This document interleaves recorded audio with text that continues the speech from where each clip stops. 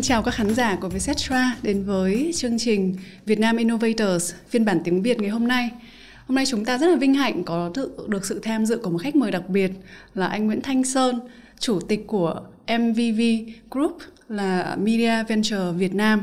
Và anh Sơn là một trong những doanh nhân rất hiếm hoi ở Việt Nam, là vừa là nhà sáng lập, vừa là nhà đầu tư của hàng loạt các doanh nghiệp khác nhau, và tính tới hơn 20 doanh nghiệp trong các lĩnh vực như là giáo dục, truyền thông, điện ảnh, y tế và rất nhiều lĩnh vực khác nữa. Và ngày hôm nay chúng ta rất là vinh hạnh có được anh Sơn tham dự với chương trình. Xin chào anh Sơn ạ. Vâng, xin chào mọi người. Chào anh. Ngày hôm nay bước đầu tiên thì em muốn chia sẻ và trao đổi với anh Sơn về câu chuyện của anh Sơn là một serial entrepreneur, tạm dịch là một nhà doanh nhân mà khởi nghiệp liên tục và hàng loạt trong đa lĩnh vực khác nhau, đúng không ạ? Vâng. Thì em có nghe rất là nhiều chuyên gia có lời khuyên là không nên làm quá nhiều thứ cùng một lúc. Thì điều gì khiến cho anh Sơn quyết định là mình sẽ đi ngược lại với cái lời khuyên đó ạ? Chắc là có hai thứ. Cái thứ nhất là đầu tiên phải nói tại sao mình khởi nghiệp đã. Vâng. Mình bắt đầu với một công ty, đó là công ty TNA. Và sau đó thì mình đã bán lại một phần công ty đấy cho WPP, là cái tập đoàn làm truyền thông tiếp thị lớn nhất thế giới. Vâng. Và sau đó thì mình có nhiều lựa chọn. Có thể lựa chọn là nửa nghỉ hưu làm cái gì mình thích. Có một lựa chọn là làm một cái gì đó nữa. Vâng. Thế thì mình có một cái lựa chọn khác, đó là mình làm nhiều thứ nữa chứ không phải là làm một thứ nữa. Tại sao lại như vậy? Bởi vì rất nhiều người cũng hỏi mình câu hỏi là tại sao mình làm nhiều thứ thế. Vâng. Thế thì mình là một con người rất tò mò. Dạ. Mình đầu tư thì cũng là vì mình tò mò. Mình muốn tò mò xem là cái ý tưởng ở trong đầu mình ấy, mà khi nó được hiện thực hóa thì nó là như thế nào. Và một cái tò mò thứ hai là mình nghĩ rằng tất cả các công ty đều giống nhau về mặt quản trị và về mặt đầu tư. Bất kể nó là ở trong lĩnh vực gì thì nó đều khá là giống nhau.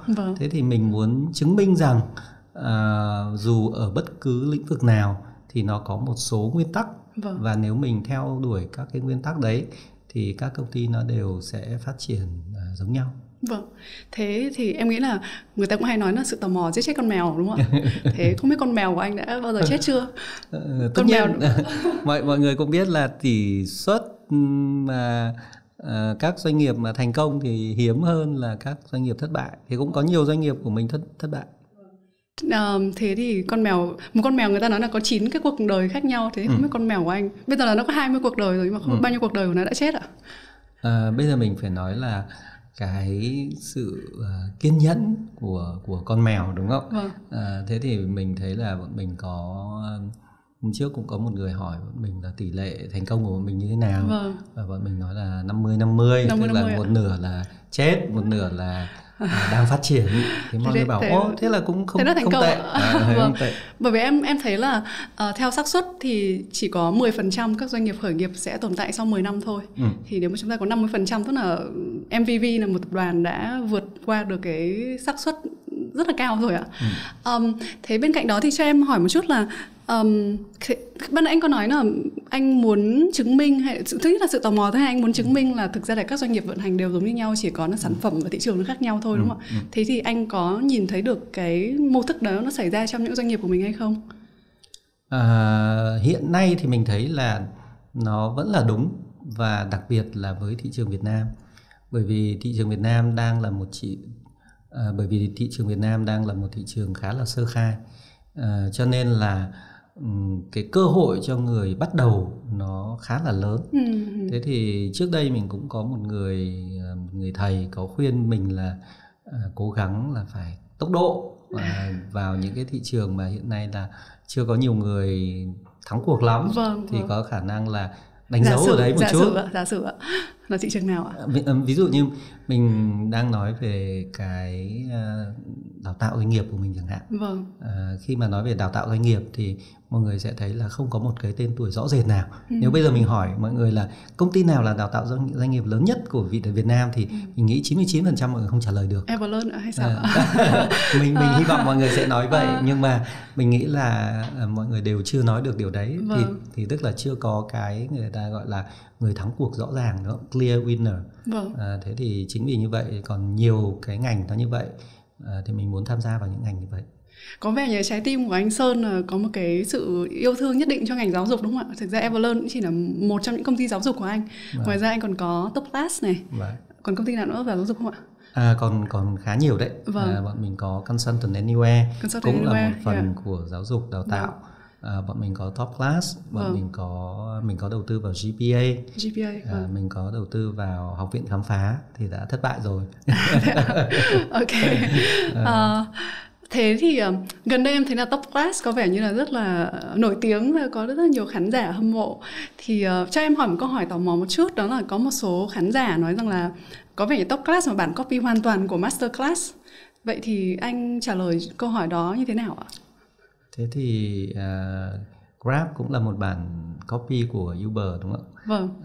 Chúng ta có Lazada, chúng ta có rất nhiều các thứ là bản copy của những cái mô hình đã thành công khác. Nhưng mà Top Class nó không phải là bản copy hoàn toàn của Master Class. Top Class được xây dựng dựa trên một cái niềm tin là người Việt Nam cũng rất giỏi. Và người Việt Nam cũng có những thứ cần được chia sẻ với mọi người và hoàn toàn có thể chia sẻ với thế giới chẳng hạn. Đó, thế thì khởi đầu có lẽ là người Việt Nam chia sẻ những gì tốt nhất cho người Việt Nam. Nhưng mà mình cũng nghĩ là trong tương lai thế giới cũng nghĩ cần phải học điều gì đó từ Việt Nam. Thế ạ. Điều này cũng khá là gần với sứ mệnh của Vietcetera, đó là mang Việt Nam ra thế giới, mang thế giới tới Việt Nam.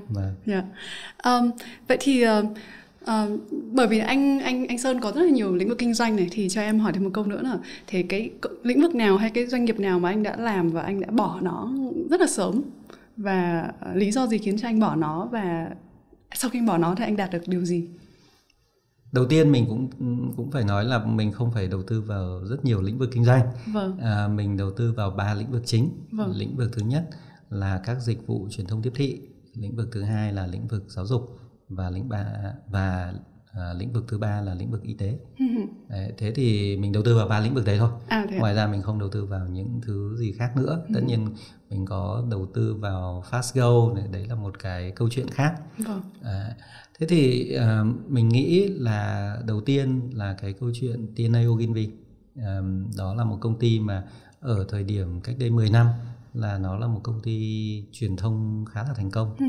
Thế và truyền thông tiếp thị vẫn là một cái lĩnh vực mà được rất nhiều người quan tâm, và nó khá là, nói như thế nào nhỉ, nó khá là fancy, nó rất là có vẻ hấp dẫn với các bạn trẻ. Thế nhưng lúc đó mình quyết định là mình sẽ rời bỏ ngành, mình sẽ không muốn tập trung vào các cái hoạt động mà bây giờ mọi người gọi là agency, là PR nữa. Thì rất nhiều người cũng hỏi là tại sao, bởi vì trong lĩnh vực đó thì mình cũng có kinh nghiệm nhất định và mình cũng đạt được một số thành tựu nhất định. Thế nhưng mình nghĩ là thế giới rộng lớn hơn, mình muốn thử những thứ khác, và mình nghĩ rằng cái lĩnh vực truyền thông tiếp thị thực ra mà nói nó nhỏ bé hơn những cái gì mà mình mong muốn được làm. Thế ạ. Vậy vẫn là câu chuyện quay trở lại sự tò mò đúng không ạ? Đúng rồi. Đúng rồi. Mình nghĩ là mình có một sự tò mò thường xuyên đối với mọi thứ. Và rất cảm ơn Rose là nói về là sự tò mò xích con mèo. Thì mình nghĩ là nó cũng là một cái điểm yếu của mình. Ok, nhiều con mèo vẫn còn đang sống. Thế thì sau khi mà anh bỏ, không phải là bỏ, mà là anh rời khỏi ngành truyền thông nữa, thì cái mà anh được nhiều nhất là điều gì ạ? Mình nghĩ cái mình được nhiều nhất đó là cái nhìn của mình nó khác đi rất nhiều. Trước đây cái nhìn của mình nghĩ mọi thứ nó rất là chật hẹp ở trong ngành của mình. Và mình luôn luôn nhìn nhận là những gì mình hỗ trợ cho khách hàng, mình tưởng là nó đem lại rất nhiều giá trị. Nhưng mà nếu nhìn xa ra một chút, nhìn rộng ra một chút, thì mình nghĩ khách hàng quan tâm đến những thứ khác hơn là truyền thông tiếp thị. Truyền thông tiếp thị chỉ là một phần rất nhỏ trong những điều mà khách hàng, ít nhất là khách hàng ở tầm cao hơn, họ quan tâm. Và họ quan tâm những vấn đề mà mình nghĩ rất là đơn giản. Đôi lúc mình nghĩ là cái ngành truyền thông tiếp thị nó đã làm phức tạp hóa rất nhiều thứ. Và anh nói thế này có nhiều người trong ngành truyền thông tiếp thị sẽ cảm thấy hơi bị nhột. Mình ngay cả mọi người cũng biết mình bây giờ vẫn còn sở hữu rất nhiều các agency. Nhưng mà mình nói với các bạn là cái cách tiếp cận của mình phải theo một cách khác. Cách tiếp cận của các agency của mình luôn luôn tập trung vào việc là đem lại giải pháp kinh doanh cho khách hàng bằng các hoạt động truyền thông, chứ không phải là làm truyền thông. Làm truyền thông vì truyền thông là thứ khiến cho cái ngành truyền thông tiếp thị nó đang khá là bế tắc. Có vẻ như cả một cái ngành này nhìn chung theo một cái xu hướng trên thế giới nó cũng đang giảm dần, đang nhỏ lại dần, đúng không anh? Đúng rồi. Bởi vì cuối cùng thì người ta sẽ nhìn nhận vào là giá trị thực sự mà anh đem lại cho tôi là gì, và làm thế nào để đo lường được cái giá trị mà anh mang lại cho tôi. Thế thì công nghệ nó làm cho việc là đo lường giá trị nó rõ ràng minh bạch hơn. Và chính vì như vậy cho nên là các doanh nghiệp họ có cách nhìn khác đối với các hoạt động truyền thông tiếp thị. Đúng là công nghệ đã thay đổi cuộc chơi rất là nhiều ạ. Thế thì chúng ta sẽ nói tới câu chuyện chuyển đổi số. Và công nghệ chính là một cái nền tảng vô cùng quan trọng trong việc chuyển đổi số. Và gần đây thì em có thấy là Consultant Anywhere, một trong những công ty của anh Sơn, đã được lựa chọn bởi Bộ Thông tin Truyền thông là một trong những đơn vị cung cấp giải pháp chuyển đổi số cho các doanh nghiệp SME. Thì thực sự là em rất là tò mò về cái điều này. Thì không biết là với anh Sơn thì theo anh thì chuyển đổi số nó có ảnh hưởng như thế nào đến với các doanh nghiệp SME ở Việt Nam ạ? Mình nghĩ chuyển đổi số là một trong những cái cơ hội lớn nhất cho các doanh nghiệp SME hiện nay. Bởi vì nó thu hẹp cái khoảng cách về công nghệ giữa các công ty lớn và các công ty nhỏ. Chúng ta thường được nói là ở thời đại bây giờ thì không phải là cá lớn nuốt cá bé, mà là cá nhanh nuốt cá chậm. Thế ạ? Thế thì cái này rất là hay. Thế thì các doanh nghiệp mà SME là những cái con cá nhỏ, trước đây hầu như không có cơ hội để cạnh tranh với những con cá lớn. Thế nhưng mà hiện nay thì vì họ nhỏ cho nên họ thay đổi rất dễ, và họ tận hưởng được những cái công nghệ rất là sẵn có và rẻ tiền. Và điều đó làm cho họ rất nhanh. Và chính vì như vậy cho nên là họ có khả năng cạnh tranh cao hơn rất nhiều. Về mặt công nghệ mà nói thì cái khoảng cách công nghệ giữa các công ty ở nước ngoài và các công ty ở Việt Nam hiện nay hầu như là ngang nhau nếu mà nói về các doanh nghiệp SME. Mình ở đây mình hay nói về việc là đối với cả các doanh nghiệp SME thì không có gì nó chính lại là một lợi thế. Và mình nói rất nhiều đến cái hiện nay chúng ta nói là công nghệ xã hội, tức là social technology, những cái công nghệ là hoặc là rất rẻ tiền hoặc là miễn phí. Và những cái công nghệ đấy nó sẽ làm tăng cái khả năng cạnh tranh cho các doanh nghiệp SME rất nhiều. Có nghĩa là anh Sơn cho rằng là doanh nghiệp SME sẽ có thể thắng được các doanh nghiệp lớn nếu như họ có thể chuyển đổi số được nhanh, họ có thể con cá bơi nhanh, đúng không ạ? Thì thực ra thì em tò mò một chút là doanh nghiệp lớn họ cũng đang chuyển đổi số, họ tất cả chuyển đổi số gần đây ấy, trong những năm gần đây nó trở thành một buzzword, một từ khóa mà ai cũng nói tới. Doanh nghiệp lớn cũng chuyển đổi số, doanh nghiệp SME cũng chuyển đổi số, và doanh nghiệp lớn chắc chắn là họ có nhiều tài nguyên hơn, đúng không ạ? Thế thì điều gì là điều khiến cho doanh nghiệp SME có thể chiến thắng được trong cuộc đua này ạ? Đầu tiên bây giờ mình hãy nhìn một cái hình ảnh mà người ta hay dùng, đó là hình ảnh của con cá mập. Trong cuộc cạnh tranh thì chúng ta nói là về đại dương đỏ là các con cá mập cắn nhau. Và như vậy thì các con cá con hầu như không có cơ hội. Thế nhưng mà khi mà mọi thứ nó thay đổi thì người ta ví các doanh nghiệp SME không phải giống như là con cá con mà là đàn cá hổ. Tức là nó có thể rìa cái con cá mập đến chết. Hoặc là bây giờ người ta hay nói là các doanh nghiệp lớn có thể chết bởi hàng nghìn vết cắt, các cái paper cut, tức là những vết cắt rất là nhỏ. Và vết cắt rất nhỏ đấy nó có thể đến từ hàng trăm, hàng ngàn, thậm chí là hàng trăm ngàn, hàng triệu các cái doanh nghiệp nhỏ.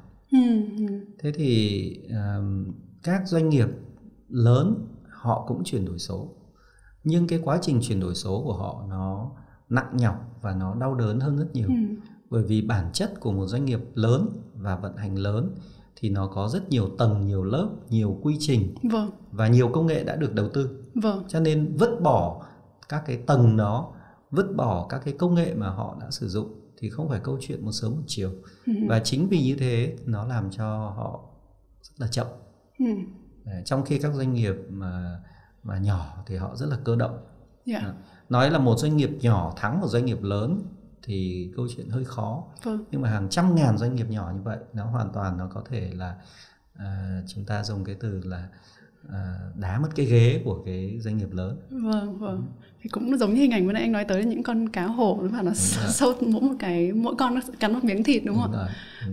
Vâng. Thế thì vai trò của Consultant Anywhere trong hẳn một cái chương trình rất là dài hạn và lớn về chuyển đổi số cho doanh nghiệp SME ở Việt Nam là gì ạ? Đầu tiên là bọn mình cũng rất tự hào là Consultant Anywhere là được lựa chọn.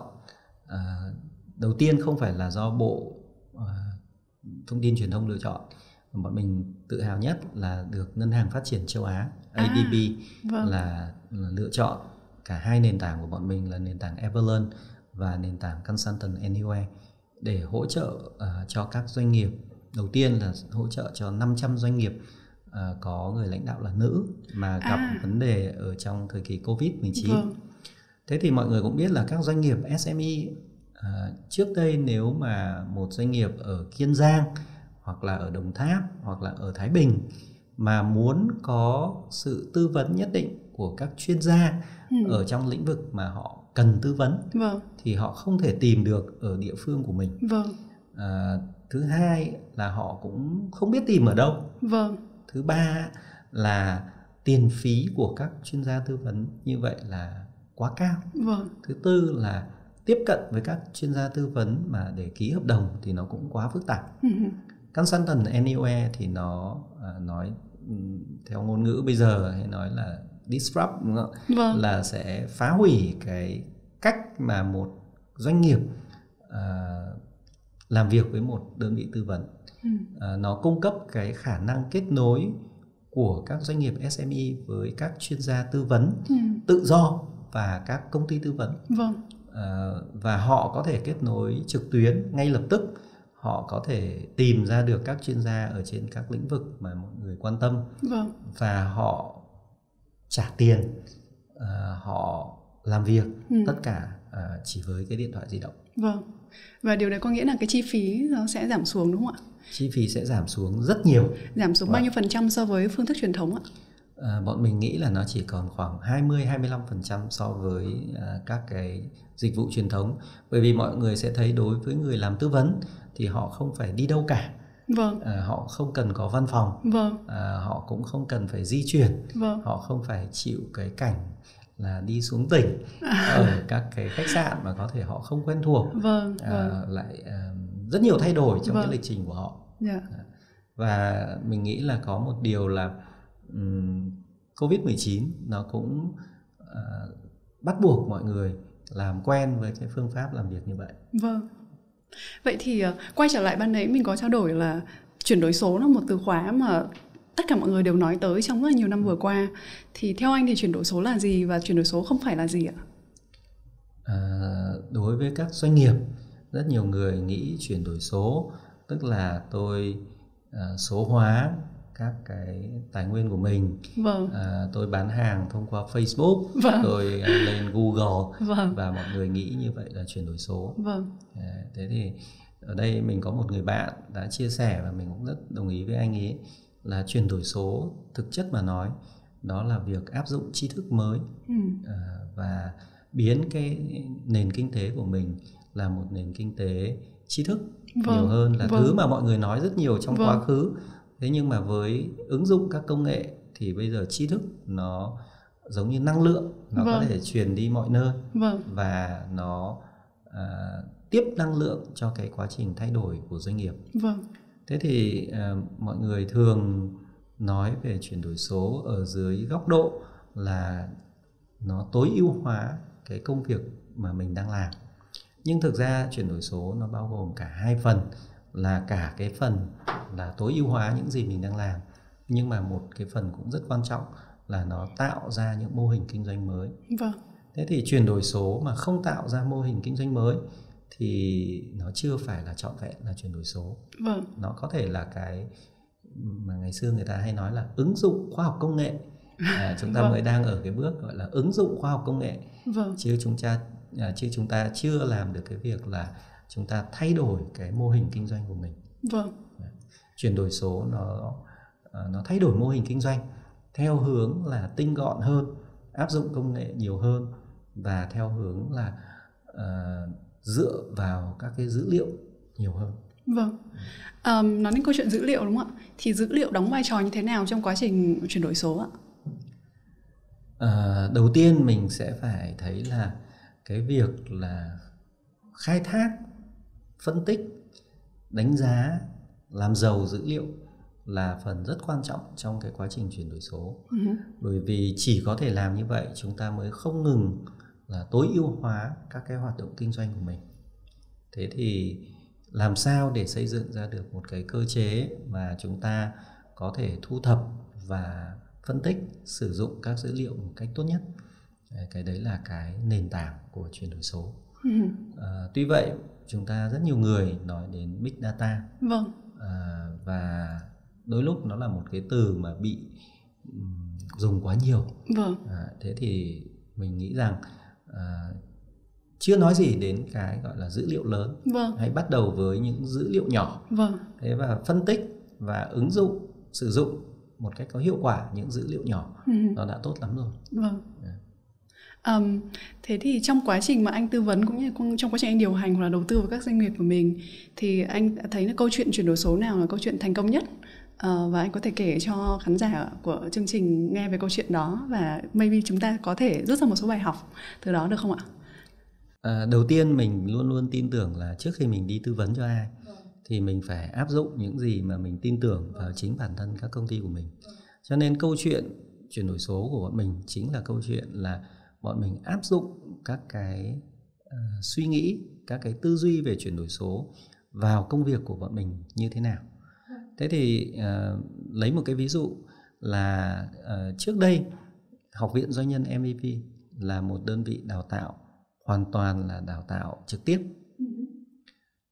Khi đào tạo trực tiếp thì chúng ta gặp phải mấy vấn đề. Vấn đề thứ nhất đó là giáo viên là không đủ, bởi vì những giáo viên mà giỏi thì nhu cầu rất lớn và mọi người sẽ đòi hỏi họ rất nhiều. Cái thứ hai ấy là họ không có đủ cái thời gian để họ có thể đi đến những cái vùng mà cần thiết nhất. Bởi vì ví dụ như là Hà Nội, Thành phố Hồ Chí Minh thì mọi người cũng có rất nhiều các giảng viên giỏi, nhưng mà ở những vùng khác thì họ lại không có đủ tiền, không có đủ thời gian, nhiều người học và thời gian cho những người đấy. Đó, thế thì chính vì như vậy cho nên là bọn mình mới bảo vậy thì mình phải thay đổi cái cách thức như vậy, và bọn mình đã tạo ra cái nền tảng học tập trực tuyến, nền tảng Everlearn từ 4 năm trước đây. Thế nhưng khi phát triển cái nền tảng Everlearn ấy, thì bọn mình lại gặp tiếp vấn đề thứ hai là mọi người sau khi học thì mọi người vẫn còn rất nhiều những cái câu hỏi mà mọi người muốn hỏi, và tương tác ở trên nền tảng thì chưa đủ. Đấy là lý do bọn mình xây dựng ra cái nền tảng Consultant Anywhere. Đấy, thì nó là tất cả các sản phẩm của bọn mình đều là việc là bọn mình thay đổi cái cách thức mà tiếp cận của bọn mình. Và khi bọn mình làm điều đó thì bọn mình tạo ra được những thị trường rất là mới. Ví dụ như là bọn mình tạo ra được các cái thị trường đào tạo cho các doanh nghiệp mà trước đây bọn mình không tiếp cận được ở các tỉnh.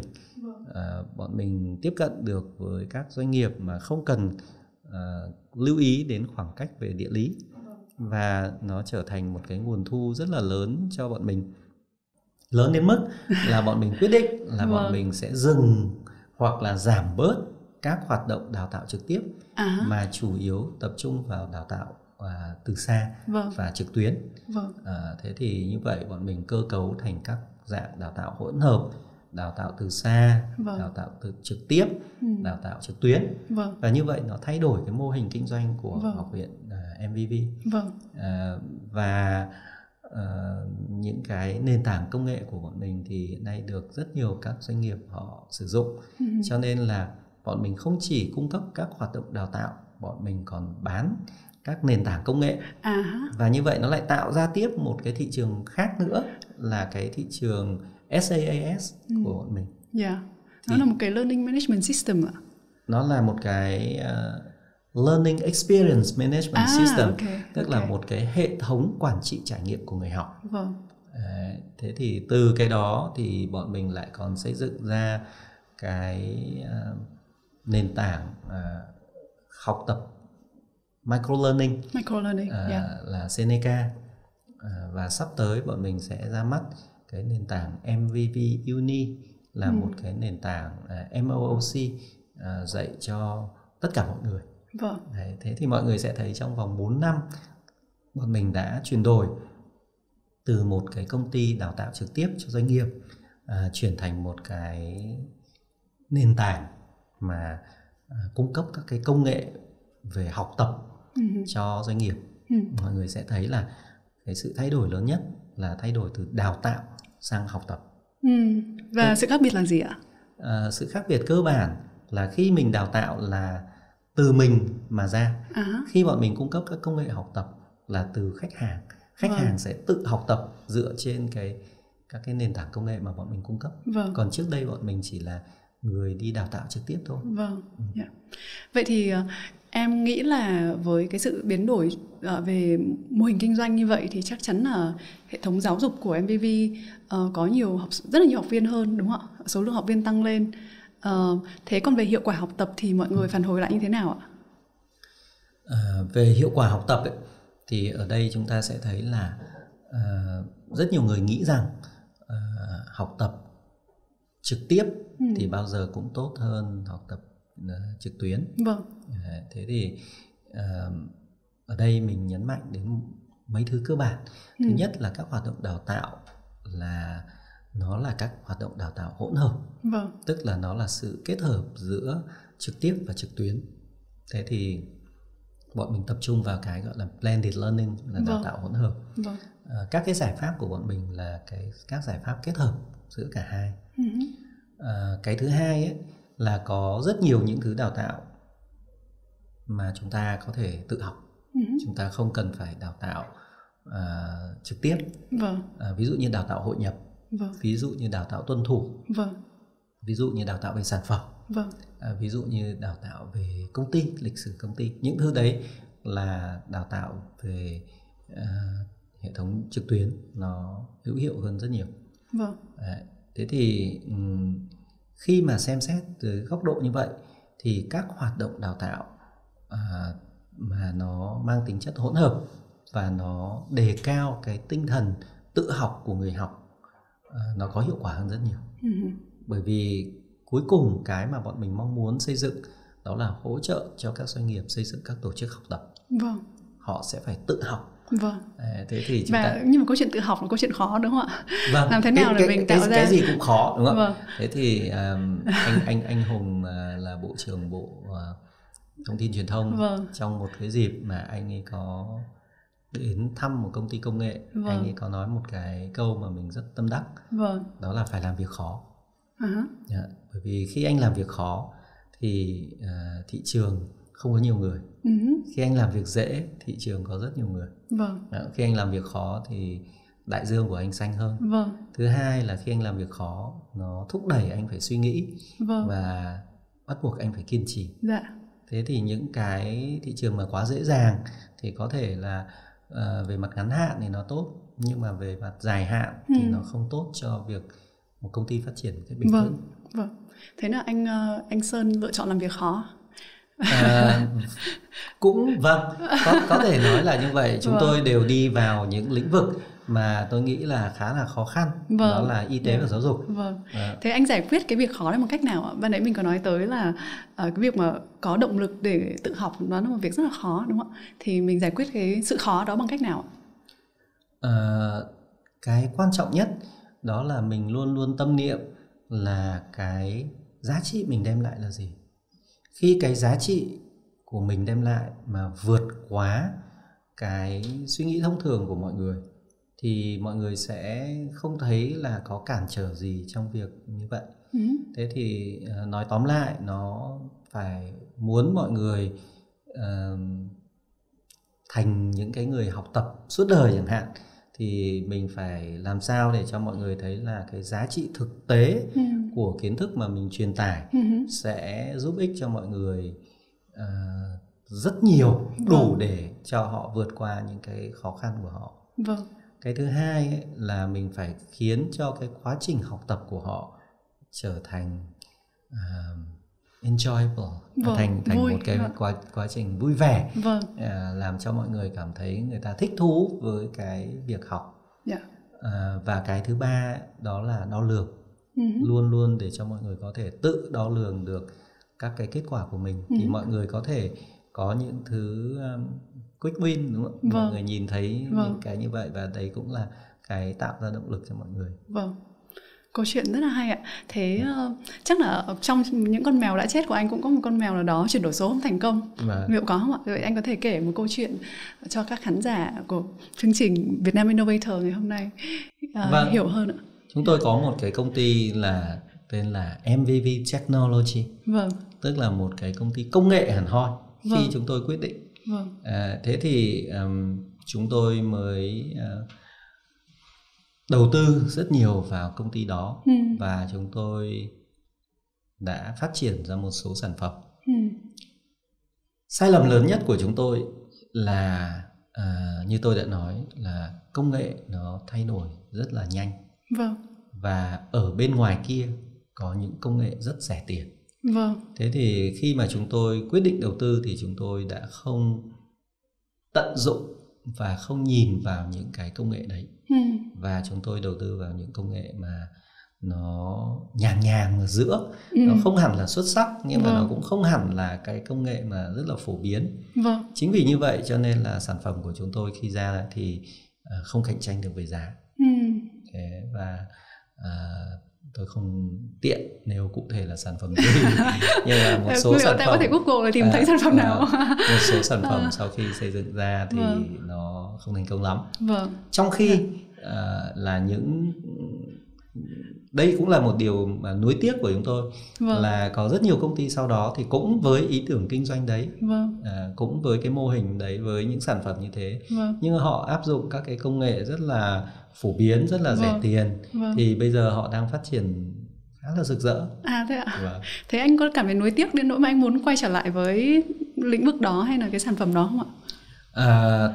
Chúng tôi hiện trước đây họ là một cái công ty làm về sản phẩm công nghệ dành cho khách hàng bên ngoài. Thế nhưng mà chúng tôi đã quyết định là như tôi đã nói là chuyển đổi số phải bắt đầu từ chính bản thân các doanh nghiệp của mình. Cho nên là chúng tôi tập trung vào xây dựng một công ty chuyển đổi số, một công ty công nghệ mà phục vụ cái quá trình chuyển đổi số của tất cả các công ty mà tôi đầu tư. Thế thì các sản phẩm của họ đầu tiên phải được cho nên các sản phẩm của họ đầu tiên là phải được áp dụng cho các công ty mà tôi đầu tư. Lấy những công ty mà tôi đầu tư ra làm chuột bạch, chứ không lấy những khách hàng ở bên ngoài ra làm chuột bạch. Và trong cái quá trình như vậy thì họ sẽ ra được những sản phẩm, và nếu như những sản phẩm đấy đủ tốt, đủ làm cho chúng tôi tự hào và hỗ trợ cho quá trình chuyển đổi số của chúng tôi, thì sau đó chúng tôi mới giới thiệu ra ngoài thị trường. Khác với cái công ty đầu tiên mà chúng tôi xây dựng là cố gắng đưa ra những sản phẩm ra ngoài thị trường ngay lập tức. Vậy thế để kết thúc cái cuộc trò chuyện ngày hôm nay, mặc dù là chắc là khán giả sẽ có rất là nhiều câu hỏi trong đầu ngay bây giờ, mà để hỏi anh Sơn một câu hỏi, đó là nếu như mà một doanh nghiệp mà họ mới bắt đầu trong cái hành trình chuyển đổi số thôi thì họ nên bắt đầu từ đâu ạ? Thực ra mà nói, cái việc đầu tiên chúng ta vẫn hay nói về tầm nhìn. Tức là tầm nhìn về tương lai. Anh muốn xây dựng một tương lai như thế nào? Thế thì ví dụ như từ phía chúng tôi có một cái cuộc tranh luận với một nhà đầu tư khác, và chúng tôi nói là hai bên có hai cách tiếp cận về đầu tư khác nhau. Họ thì đầu tư vào những gì mà họ nghĩ là trong tương lai mọi người sẽ cần. Chúng tôi đầu tư vào những gì mà chúng tôi suy nghĩ rằng trong tương lai mọi người sẽ không cần nữa. Ví dụ chúng tôi nghĩ là trong tương lai mọi người không cần tới các phòng khám. Cho nên chúng tôi mới đầu tư vào Dr. Anywhere, là một ứng dụng cho phép là mọi người có thể khám bệnh trực tiếp với bác sĩ mà không cần phải tới các phòng khám. Chúng tôi nghĩ là trong tương lai có thể mọi người sẽ không cần các cái trường kinh doanh nữa. Thế cho nên chúng tôi xây dựng nền tảng Everlearn để mọi người có thể học tập, mà kể cả học MBA hoặc là học ở các trường kinh doanh mà không cần phải tới các trường kinh doanh. Thì mỗi một doanh nhân, mỗi một đơn vị sẽ có cái tầm nhìn khác nhau, suy nghĩ khác nhau về tương lai. Nhưng mà tất cả các doanh nghiệp mà muốn phát triển thì đầu tiên anh phải xác định tầm nhìn tương lai của anh là gì. Sau đó thì anh sẽ nghĩ tiếp đến việc là bằng cách nào, công nghệ nào sẽ hỗ trợ cho anh là hiện thực hóa cái tầm nhìn tương lai đấy. Bởi vì người ta hay nói là gì, cách đoán định tương lai tốt nhất là tạo ra nó. Đấy. Thế thì nếu mà có lời khuyên, hoặc là không dám nói là lời khuyên, tôi nghĩ là nếu có một chia sẻ gì với những người mà mới bắt đầu khởi nghiệp hoặc là trong cái quá trình chuyển đổi số, thì hãy thử suy nghĩ về tương lai nhiều hơn. Và khi chúng ta nói về tầm nhìn tương lai, tức là nó không phải là tầm nhìn 2 năm, 3 năm, 5 năm. Nó là tầm nhìn về 10 năm, 15 năm, 20 năm nữa. Thế giới sẽ như thế nào? Việt Nam sẽ như thế nào? Cái ngành của chúng ta sẽ như thế nào? Đấy, và nếu chúng ta hình dung như thế về tương lai thì chúng ta sẽ làm như thế nào để thúc đẩy cái tương lai để phát triển. Các doanh nghiệp Việt Nam có một thuận lợi rất lớn, đó là Việt Nam thường đi sau các nước khác một khoảng thời gian nhất định. Thế thì chúng ta có kinh nghiệm để chúng ta nhìn ra xung quanh, để cho chúng ta đoán định cái tương lai của chúng ta một cách rõ ràng hơn. Bởi vì thực ra mà nói là với một thế giới phẳng như hiện nay, thì những gì xảy ra ở bên ngoài chắc chắn nó sẽ xảy ra ở Việt Nam, nhưng nó chậm thì mất vài ba năm. Đấy là một lời chia sẻ rất là hay ạ. Cảm ơn anh Sơn đã dành thời gian cho chương trình Vietnam Innovators. Cảm ơn tất cả mọi người đã lắng nghe. Các bạn có thể nghe bản đầy đủ của podcast này tại playlist Vietnam Innovators phiên bản tiếng Việt trên kênh Spotify và Apple Podcast. Đừng quên nhấn subscribe các kênh của Vietcetera để nghe thêm về câu chuyện của những nhà đổi mới. Chúng tôi cũng xin chân thành cảm ơn GeoHealth Việt Nam, nhà tài trợ và đơn vị hợp tác sản xuất cùng chúng tôi trong series này. GeoHealth là một trong số những nhà đầu tư đổi mới sáng tạo đáng chú ý nhất trong lĩnh vực công nghệ cũng như chăm sóc sức khỏe tại Đông Nam Á. GeoHealth nổi tiếng với dịch vụ khám chữa bệnh tại nhà cùng đội ngũ y bác sĩ chuyên nghiệp và phổ biến với mô hình phòng khám thông minh mới có trụ sở tại Mplaza Sài Gòn.